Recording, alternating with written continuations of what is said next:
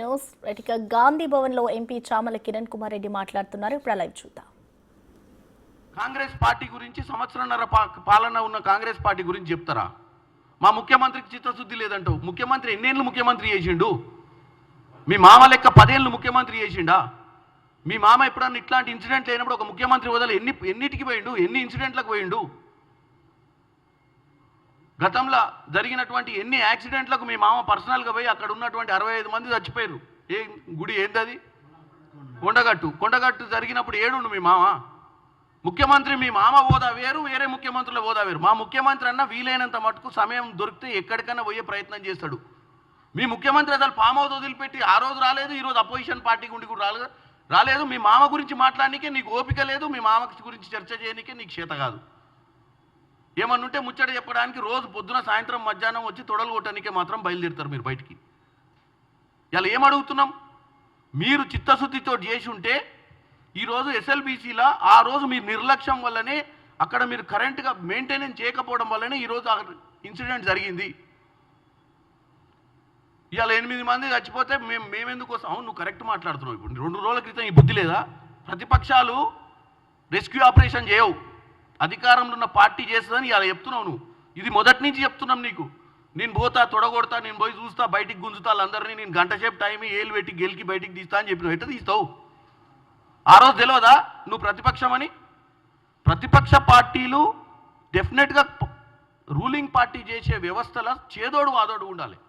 Especially ఇట్లాంటి incidents జరిగినప్పుడు మీరు కన్స్ట్రక్టివ్గా పాజిటివ్ మాట్లాడి ఆ 8 మంది కుటుంబాలు చాలా క్షోభంలో ఉన్నాయి, వాళ్ళని ఎట్లా బయటికి తీసుకురావాలని మాట్లాడాలి. కానీ ప్రభుత్వం నిర్లక్ష్యం వల్లనే ఇదైంది, ఆ సావులకు ప్రభుత్వమే కారణం, ప్రభుత్వానికి చిత్తశుద్ధి లేదు, ఎన్నికల ప్రచారంలో తిరుగుతుర్రు, ఆడేనో గవర్నమెంట్ పూర్వకంగా అడ్డుపోయినరు. గత ఇన్సిడెంట్ అయినప్పటి నుంచి మా ఇరిగేషన్ శాఖ మంత్రి అక్కడ కొల్లాపూర్కి సంబంధించినటువంటి మంత్రివర్గ లోకల్ మంత్రి అక్కడ ఉన్నారు. ప్రజలు రోజు టీవీలో చూస్తున్నారు. ఇటు ఏది నోటికొస్తా చెప్పాలన్న ఆలోచన తప్ప నీకు ఇంకేమైనా ఉందా చెప్పు హరీష్ రావు గారు. ఇక పోతే కిషన్ రెడ్డి గారికి ఒకటి చెప్పదలుచుకునేయాలి నేను. కిషన్ రెడ్డి గారు, మీరు చాలా క్లీన్ మనిషి, బాగా చిత్తశుద్ధి ఉన్న వ్యక్తి అని ప్రజలు నమ్మాలనే కదా మీ బాధ. ఇవాళ మీరు ఏమంటారు? నా వల్లనే ఇవాళ ఎయిర్పోర్ట్ వచ్చింది, నా వల్లనే తెలంగాణలో ఇవాళ అన్ని బతుకుతున్నారు ప్రజలు అంటున్నావు కదా. కరెక్టే, ఒప్పుకుంటున్నాం. నీ వల్లనే అని, నీ వల్లనే ఇంకా ముందు కూడా 666, ఆ తర్వాత మెట్రో, ఆ తర్వాత మూసీ ప్రక్షాళన, ఆ తర్వాత radial roads, skill university, sports university కూడా తీసుకొస్తే బ్రహ్మాండంగా ఉంటుంది కదా. పొద్దున్న లేస్తే ఇవాళ మా బాధ ఏంటంటే పైన ముఖ్యమంత్రి గారు పోయినప్పుడేమో ప్రధానమంత్రి సానుకూలంగా స్పందిస్తుండు. సరే, మంచి పాజిటివ్ యాటిట్యూడ్ తోటి వస్తుండే ఒక చీఫ్ మినిస్టర్, గత ముఖ్యమంత్రి కంటే 100 బాలు నయమని చెప్పి ప్రధానమంత్రి ముఖ్యమంత్రిని బాగా రిసీవ్ చేసుకుంటుండు, మర్యాద ఇస్తుండు. యంగ్ చీఫ్ మినిస్టరు ఏదైనా మంచి చేస్తే బాగుంటుందని ఇట్లా తాట రాగానే వీళ్ళు పోయి చెప్తారు, సార్ ఆయనకి ఏమైనా ఇచ్చావు, మా అన్యాయం అయిపోతాం, మళ్ళీ మనకు చెడ్డ పేరు వస్తుంది. ఆ ప్రజలు ఏమన్నా కానీ ప్రజలతో మనకేం సంబంధం సార్? వీళ్ళు ఫెయిల్ కావాలి, వీళ్ళకు పైసలు ఇవ్వద్దు, వాళ్ళకి రావాల్సిన కరెక్ట్ పర్సంటేజ్ ఏదైతే ట్యాక్స్ రూపంలో వచ్చిన పైసలు ఇవ్వద్దు, వాళ్ళకి రావాల్సిన నిధులు ఇవ్వద్దు, వాళ్ళని ఎండబెట్టాలి. ఎండబెడితే ఆకలికి రాజకీయంగా పోతారు. పోయినాక ఇక మనమే కదా సార్ కొద్దిగా చూసి అని చెప్పి చెప్పడం వల్లనే ఈరోజు ముఖ్యమంత్రి రేవంత్ రెడ్డి గారు తెలంగాణ ప్రజల ముందు ఆయనకు చెప్తుడు. ఎయిర్పోర్ట్ ఒకటి వచ్చింది, దాని మీద పంచాయతీ పెట్టుకోవడం కాదు. ఫస్ట్ ఎయిర్పోర్ట్ వచ్చింది, మా హయాంలో వచ్చింది, ముఖ్యమంత్రి మేము, ప్రధానమంత్రి మీరు, ఇది ప్రజలకు తెలుసు. రేపు హిస్టరీలో కూడా రాస్తారు. వరంగల్ ఎయిర్పోర్ట్ ఏది ముంగనూరు ఎయిర్పోర్ట్ ఎప్పుడు, మామ్నూరు ఎయిర్పోర్ట్ ఎప్పుడు వచ్చింది అంటే చరిత్రలో రాస్తారు. ముఖ్యమంత్రి రేవంత్ రెడ్డి గారి హయాంలో, ప్రధానమంత్రి నరేంద్ర మోడీ హయాంలో, అప్పుడున్నటువంటి సెంట్రల్ మినిస్టర్ కిషన్ రెడ్డి గారు పెట్టినటువంటి ఎఫర్ట్స్ వల్ల వచ్చిందని ఎవడని రాస్తారు.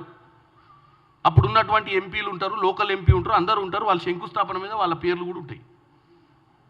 కాకపోతే నేను అనేది ఏంటంటే తెలంగాణ ప్రజలకు ఇవాళ నీళ్లు, నిధులు, నియామకాల నినాదంతో తెచ్చుకున్న తెలంగాణలో ఇంకా చాలా పెండింగ్ పనులు ఉన్నాయి. వాటి గురించి మాట్లాడి వాటిని ఎట్ట చేద్దామని చెప్పకుండా గత 10 ఏళ్ల నుంచి ఇక్కడ పాలన దోపిడీ జరుగుతుంటే నిమ్మకు నీరెత్తి నుండు. ఇదే ఆవేశం ఆ రోజు ఉంటే సగం దోపిడీ ఆపేటోళ్ళం. ఇదే ఆవేశం ఆ రోజు కిషన్ రెడ్డి గారికి, కేసీఆర్ మీద ఉండుంటే ఇవాళ తెలంగాణ రాష్ట్రంలో ఇంత దౌర్భాగ్యమైన పరిస్థితి ఉండకపో. ఇవాళ సెంట్రల్ గవర్నమెంట్ నుంచి ప్రెజర్ పెట్టి ఈ కాళేశ్వరం ప్రాజెక్టుల స్కామ్ల మీద కనుక ఆయన ప్రాపర్గా ఈ ఏజెన్సీలను ఎంక్వైరీలు పెట్టి వీళ్ళందరినీ కనుక తోడకలు తీసుంటే ఇవాళ ఈ దౌర్భాగ్య పరిస్థితి వచ్చేది కాదు, ఇప్పుడు ఆవేశపడుతుండు. మరి ఈయనకు కేసీఆర్కి ఏం అండర్స్టాండింగ్ ఉందో మరి ఆయన చెప్పిన రే నాయన మీకు తెలియదు, మీరు బాగా వాళ్ళకు డబ్బులు ఇస్తాలు బాగా చేసుకుంటే మళ్ళీ మీరు ఉండరు మేము ఉండవు అని చెప్పి నాకు చెప్తే ఈయన పోయి అక్కడ రెచ్చగొట్టి బడ్జెట్లో మా తెలంగాణ ఊసు లేకుండా చేసిరు వీళ్ళు. బీహార్కు ఉంది, అది ఆంధ్రప్రదేశ్కు ఉంది, తెలంగాణకు లేదు. ఆ విషయం మాట్లాడతలేరు వీళ్ళు. మేము అట్లా ఇట్లా అని చెప్పి పాపం ఎక్కడనో పాపం ఆ ఏవియేషన్ మినిస్టర్ ఉంటే ఆయన మీద ప్రెజర్ పెట్టి ప్రెస్ మీట్లో కూర్చోబెట్టి మాట్లాడిస్తారు. ఇక ఇంకో అంశం, ఈయన అందరికీ పతివత ముచ్చట్లు చెప్తాడు. రోజు సోషల్ మీడియాలో పొద్దున సాయంత్రం ఏడ నడిచినా చూపిస్తారు, నడుస్తుంటే చూపిస్తారు, మాట్లాడింది చూపిస్తారు, ఇట్లా తిరిగింది చూపిస్తారు, అట్లా తిరిగింది చూపిస్తారు. మరి దుబాయ్ పోయింది ఎందుకు చూపించలేదు? దుబాయ్కి నీ దోస్తు బిడ్డ పెళ్ళికి పోయినా. నీ దోస్తు బిడ్డ పెళ్ళి ఎప్పుడు ఉంది? నీ దోస్తు బిడ్డ పెళ్ళి 6వ తారీఖు ఉంది. ఏ నెల? ఇవాళ ఎన్నో తారీఖు? 3వ తారీఖు. ఇది ఇన్విటేషన్ ప్రింట్అవుట్ తీసుకున్నా. 3వ తారీఖు అంటే ఇన్విటేషన్లు ఆన్లైన్లో దొరకవా ఏంది? ఇది 6వ తారీఖు పెళ్ళి ఉంది. మరి 6వ తారీఖు పెళ్ళికి నువ్వు 22వ తారీఖు ఎందుకు పోయినావు అంటున్నావు? సూటు బూటు మే కిచెన్ కన్నా ఎవరి బ్యాండ్ కొట్ట నీకు పోయినవాడా? ప్రతిదీ టీవీలో చూపిస్తావు, ప్రతిదీ సోషల్ మీడియాలో, లక్షల మంది సోషల్ మీడియాలో నువ్వు హైర్ చేసుకున్నావు. మరి చూపించాలిగా. మా హరీష్ అన్న ఇట్లా ఎయిర్పోర్ట్లో దిగిండు, దుబాయ్ ఇట్లా నడుచుకుంటూ పోతున్నాను చూపించవచ్చు కదా. రీల్స్ కూడా చూపిలే. మరి ఎవరు ఫంక్షన్కి పోయినావు, ఎందుకు పోయినావు? ఇవాళ కిషన్ రెడ్డి గారిని నేను ఒకటి అడుగుతున్నా, నీకు చిత్తశుద్ధి ఉందిగా తెలంగాణ మీద? పోనీ మర్చిపోయినావు 10 ఏళ్లలో నువ్వు అయ్యాల బీఆర్ఎస్ దోసుకున్న పైసల మీద నీకు చిత్తశుద్ధి లేదు. 7 లక్షల కోట్లు అప్పైంది. అందులో ఎన్ని లక్షల కోట్లు పిట్ ప్రోపో ఉందో, ఎన్ని లక్షల కోట్లు కమిషన్లు తిన్నారో మనకు తెలియదు. మరి ఈ కమిషన్లన్నీ ఏడికి పోయినట్టు అంటే ఇప్పుడు డౌట్ వస్తుంది. ఎందుకంటే మన ఒక పెద్ద మనిషి సినిమా ప్రొడ్యూసరు రియాల్టర్ చచ్చిపోయాడు దుబాయ్లో, కేదార్ బాబు. మరి పోనీ కేదార్ బాబు ఎవరో రియాల్టరు, సినిమా యాక్టరు, సినిమా ప్రొడ్యూసర్ అంటే పట్టించుకోకుండా ఏదో చచ్చిపోయిండు, మన తెలంగాణ వాసి చచ్చిపోయిండు కాబట్టి డెఫినెట్గా ఎంక్వైరీ కావాలి. మన తెలంగాణ బిడ్డ అన్యాయంగా ఏమైనా చచ్చిపోయిందా, ఆడేమైనా కాన్స్పిరసీ ఉందా అనేది ఎంక్వైరీ ఒకటి. మరి కేదార్ బాబు చరిత్ర తొమ్మిది చూస్తే మొత్తం వీళ్ళే హీరోలంతా వెనకనే ఉర్రు. పబ్బులు పెట్టినప్పుడు వీళ్ళే పెట్టించారు. విమానాల కంపెనీ పెట్టించి విమానాలు కిరాయికి తిప్పే సంస్థ వీళ్ళే పెట్టించారు. దుబాయ్లో ఇక దుబాయ్ అంటే మీకు చాలామందికి దుబాయ్ అంటే ఓన్లీ ఆడ బుర్జ్ ఖలీఫా చూడనిక ప్రజలు పోతారన్న ఒక అపోహ ఉంటుంది కామన్ మ్యాన్కి. దుబాయ్ అంటే ఏంటంటే నల్లధనాన్ని తెల్లధనం చేసుకోనికే ఒక ట్యాక్స్ హెవెన్ అది. ప్రపంచ దేశాలలో ఎక్కడ కూడా ఈ కరప్టెడ్ పొలిటీషియన్స్ వాళ్ళ డబ్బును దాచుకోనికే వాడుకునే జాగనే దుబాయ్. ఈ దుబాయ్లో కేదార్ అనే వ్యక్తి ఆ రోజు 10 సంవత్సరాల్లో నీళ్లు నిధులు నినాదంతో తెచ్చుకున్న తెలంగాణను లూటీ చేసిన పైసలు దుబాయ్కి పోయినాయని నాకు డౌటు. దీనికి సమాధానం చెప్పాలి. ఈ కేదార్ అనే వ్యక్తి ఈయన 22వ తారీఖు ఈయన దుబాయ్ పోతే ఆయన 24వ తారీఖు చచ్చిపోయాడు పొద్దున. మరి ఏం జరుగుతుంది? వీళ్ళకి సంబంధాలు ఉన్న వ్యక్తి బీఆర్ఎస్ పార్టీ పెద్ద నాయకులు ఉన్న 4 నాయకులకు కుటుంబ సభ్యులకు అత్యంత సన్నిధుడు దుబాయ్లో చచ్చిపోయినప్పుడు అదే సమయంలో సరే నేను వాళ్ళు దావతులు చేసుకోనిక పోయిర్రో, దావతులు చేయనిక పోయిర్రో, ఇంకా దేనికి పోయిర్రో మనకు తెలియదు. కాకపోతే ఆ రోజు డెఫినెట్గా కొంతమంది ముఖ్య నాయకులు అక్కడ ఉర్రు. మరి వీళ్ళకి అక్కడ పోవాల్సిన అవసరం ఏంది? అదే సమయంలో కేదార్ అనే వ్యక్తి ఓవర్ నైటు ఎలా చచ్చిపోయిండు దానికి ఎంక్వైరీ జరగాలి. ఎందుకంటే కిషన్ రెడ్డి గారు ఈరోజు తెలంగాణలో ఒక బాధ్యత గల సెంట్రల్ క్యాబినెట్ మినిస్టరు. నేను కిషన్ రెడ్డి గారికి ఓపెన్ లెటర్ రాస్తున్నా దీని మీద ఎంక్వైరీ చేయమని.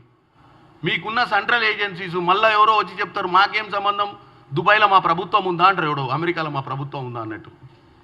దుబాయ్లో మీ ప్రభుత్వం ఉందా అని కాదు, అమెరికాలో ప్రభాకర్ రావు తెమ్మంటే అమెరికాలో మా ప్రభుత్వం లేదు కదా అన్నాడు ఒక పెద్ద మనిషి. ఎవరు?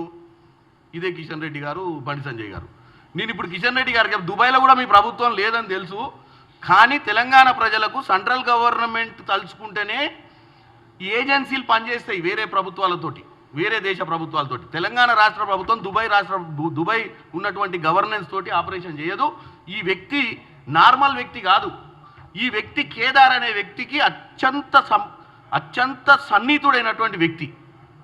ఇవాళ తెలంగాణ సొత్తు ఇక్కడికి పోయింది ఏ దేశంలో ఉందనేది కూడా తెలుసుకోవాల్సిన ప్రయత్నంలో ఇది ఒక భాగం. కాబట్టి కిషన్ రెడ్డి గారు తెలంగాణ ప్రజల కోసం రోజు రాత్రి పగలు అన్నం తినకుండా కష్టపడే వ్యక్తి.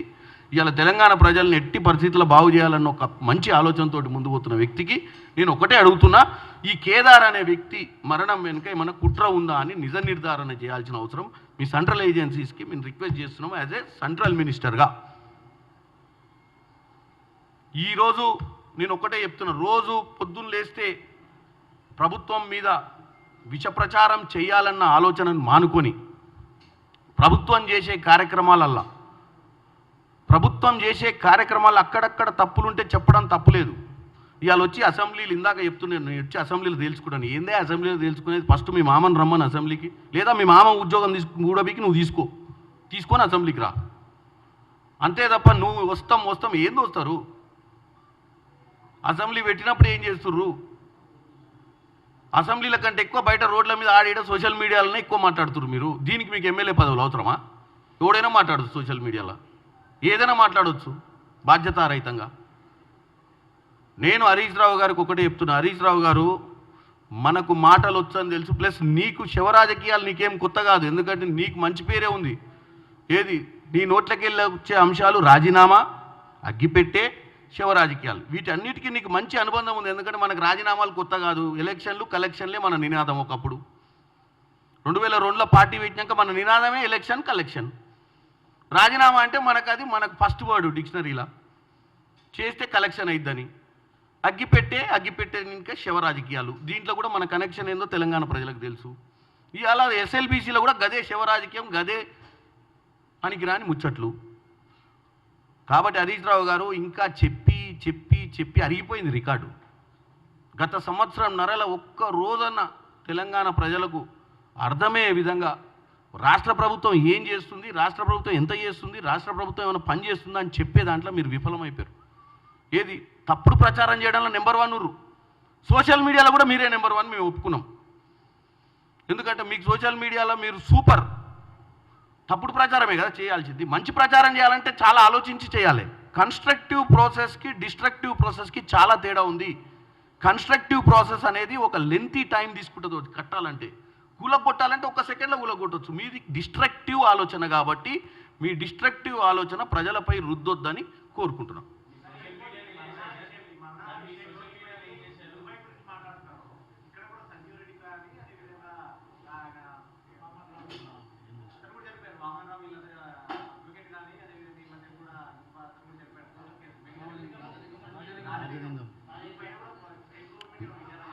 చేస్తుంది 100% చేస్తున్నారు స్టేట్ గవర్నమెంట్. ఆల్రెడీ వాళ్ళ ఫ్యామిలీ మెంబర్స్ దానికి ప్రైమా ఫీషియా వాళ్ళకి డౌట్ ఉందని చెప్పిర్రు. దీని మీద ఎంక్వైరీ నడుస్తుంది. ఈ పర్టికులర్ ఇష్యూ ఏంటంటే దుబాయ్లో జరిగింది కాబట్టి స్టేట్ గవర్నమెంట్కి కంపల్సరీ సెంట్రల్ గవర్నమెంట్ మద్దతు ఇస్తేనే ఇట్లాంటి ఎంక్వైరీలు జరుగుతాయి.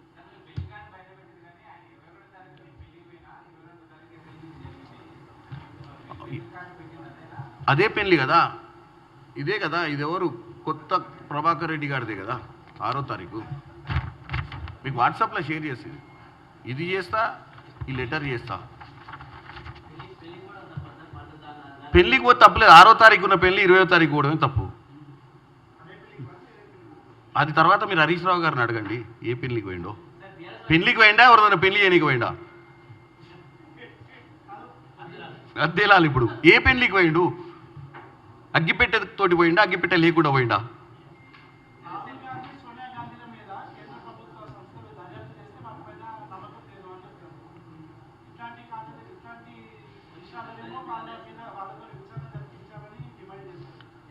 ఇప్పటికైనా ఇప్పుడు ఎటుబడి చేయాల్సింది వాళ్ళే. అంటే ఏదైనా పని కావాలంటే ఆ పని చేసేటోడే చేయాలి కదా. అప్పుడున్న ఎంక్వైరీ ఆఫీసర్లు వేరు, ఇప్పుడున్న ఎంక్వైరీ ఆఫీసర్లు వేరు కావచ్చు. ఇప్పుడు చేసేటోడు చిత్తశుద్ధితో చేస్తాడు అనుకుంటాం కదా. ఇప్పుడు పోలీస్ స్టేషన్లో పోయినసారి కేసు పెడితే తీసుకోకపోతే మళ్ళీ పోవా పోలీస్ స్టేషన్కి పోతాం కదా. పోలీస్ స్టేషన్కే పోవాలి కదా కేసు పెట్టడానికి.